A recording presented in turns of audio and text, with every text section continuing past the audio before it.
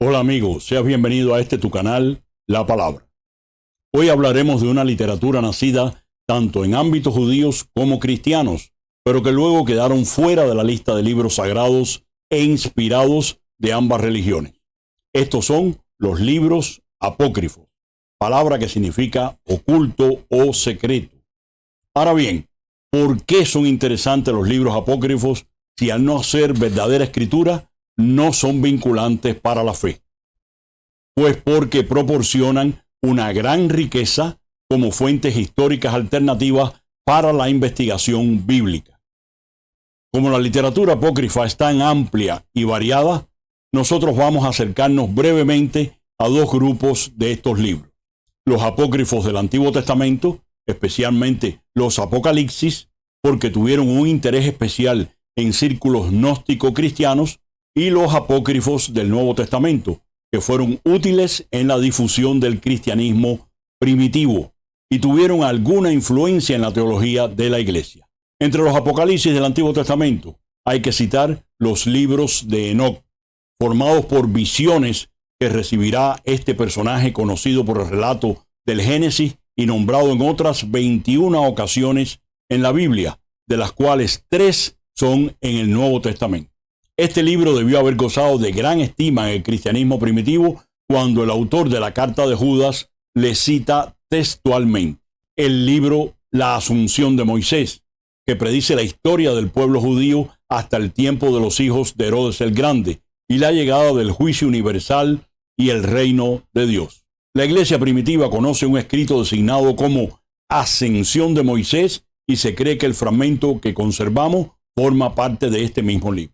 Según algunos teólogos de la antigüedad, como por ejemplo Clemente de Alejandría o Orígenes, esta obra contenía la disputa del arcángel Miguel con Satanás sobre el cadáver de Moisés que se menciona en el libro de Judas. Otro libro también interesante es el cuarto libro de Esdras, en que el autor quiere consolar a los judíos tras el desastre del año 70 después de Cristo y relee este acontecimiento en clave de preparación para el venidero mundo de justicia y salvación. Fue de gran estima en la iglesia ya que muchos escritores lo citaron e incluso aún hoy se halla como un apéndice de la Vulgata latina.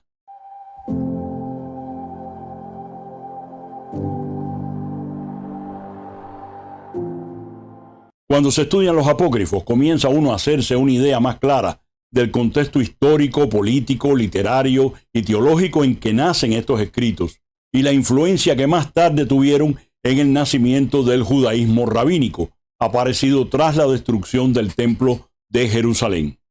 Por otra parte, la literatura apocalíptica, aunque no es propia de Israel porque tiene raíces persas, comienza a desarrollarse en el pueblo de Dios durante el exilio babilónico y tiene su apogeo en los 2 siglos anteriores al nacimiento de Jesucristo. Esto es debido, fundamentalmente, a la situación de dominación extranjera que experimentaba el pueblo y a las cruentas persecuciones que por motivos religiosos eran sometidos. La esperanza en un más allá esplendoroso, en una nueva tierra, una nueva Jerusalén, etc., son propias de esta literatura.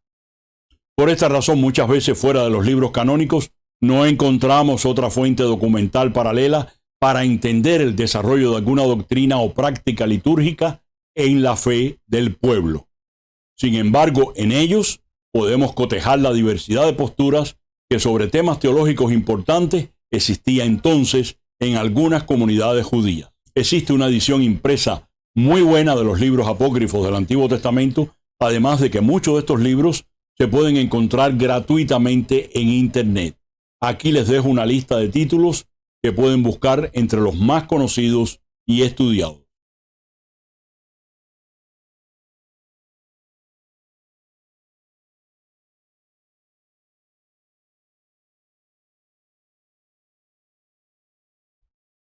En cuanto a los apócrifos del Nuevo Testamento, se trata de escritos que alegan ser enseñanzas ocultas de los apóstoles, pero que en la mayoría de los casos fueron redactados por comunidades que muy poco o nada tenían que ver con la iglesia cristiana primitiva, y muy pronto se consideraron no inspirados. Se pueden encontrar bajo la misma forma que los escritos canónicos del Nuevo Testamento, es decir, como evangelios, hechos de distintos apóstoles, cartas apostólicas y Apocalipsis.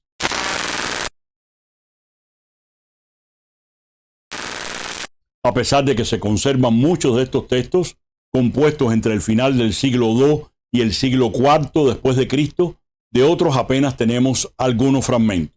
Múltiples son las razones que motivaron su composición, desde el interés en apoyar algunas doctrinas heréticas, como el gnosticismo, pasando por la explicitación de algunas verdades ortodoxas, hasta satisfacer la curiosidad popular por algunas etapas de la vida oculta de Jesús y María y sus espectaculares milagros. Con todo, estos textos constituyen una fuente de estudio importante porque reflejan el ambiente histórico, literario y teológico en que nació y se propagó el Nuevo Testamento, así como la influencia que tuvieron en la formación de muchas tradiciones que hasta hoy integran el imaginario religioso cristiano.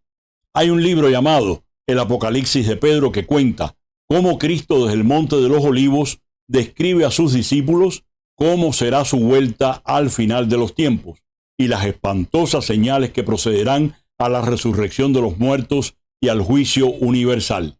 Está también el Apocalipsis de Pablo, que tuvo amplia difusión y popularidad. Según nos cuenta este libro, Pablo exhorta a la penitencia porque tiene una visión del juicio final que espera a los hombres tras sus muertes, el castigo del infierno y los tormentos para los que niegan la verdadera humanidad de Cristo y su presencia real en la Eucaristía, así como la Nueva Jerusalén con los patriarcas y profetas, con David y los inocentes que esperan a los convertidos. Un libro muy popular fue El Pastor de Hermas, una exhortación para que los cristianos que se encuentran en pecado, a pesar del bautismo, se arrepientan y hagan penitencia. Hermas describe estas revelaciones procedentes de una señora que simboliza a la iglesia y luego de un ángel que viste atuendos de pastor. Los apócrifos han ejercido tanta influencia en la piedad popular y la iconografía cristiana que muchos fieles desconocen que algunos de los nombres que les son tan familiares no aparecen en los evangelios canónicos y sí en los libros apócrifos. Por ejemplo, los nombres de los padres de María, Joaquín y Ana, los nombres de los reyes magos, Melchor, Gaspar y Baltasar, la presencia de un asno y un buey en el pesebre donde nació Jesús, los nombres del buen ladrón y el mal ladrón, Dimas y Gestas, la historia de la Verónica, recogida inclusive en la devoción del Vía Crucis, el nombre del centurión romano que atravesó el costado de Jesús en la cruz, que se llamaba Longinos, el nombre de la esposa de Poncio Pilato, Claudia Prócula, que intercedió por aquel justo con quien había soñado y que luego se había convertido en su discípula. Incluso la primera sugerencia explícita de la virginidad perpetua de María se encuentra en un libro apócrifo, el llamado Protoevangelio de Santiago. La lista de libros apócrifos es enorme. Sería una verdadera locura citarlos todos en este breve video, pero estos también se pueden encontrar en librerías o en internet de manera gratuita. ¿Valdría la pena invertir tiempo en leer algunos? Sí que vale la pena leerlos. Es más, les recomiendo que se tome el tiempo y lea alguno de ellos. No pierde nada y gana mucho con ello, porque son muy interesantes y aportan un nivel de conocimiento increíble de cómo fueron evolucionando muchas de las doctrinas cristianas a medida que pasaba el tiempo, y cómo la iglesia fue creciendo y aprendiendo a discernir lo que era verdaderamente valioso para la fe. Así que si tiene la posibilidad de leer alguno, no la desaproveche, hágalo. Lo va a disfrutar mucho y me lo va a agradecer.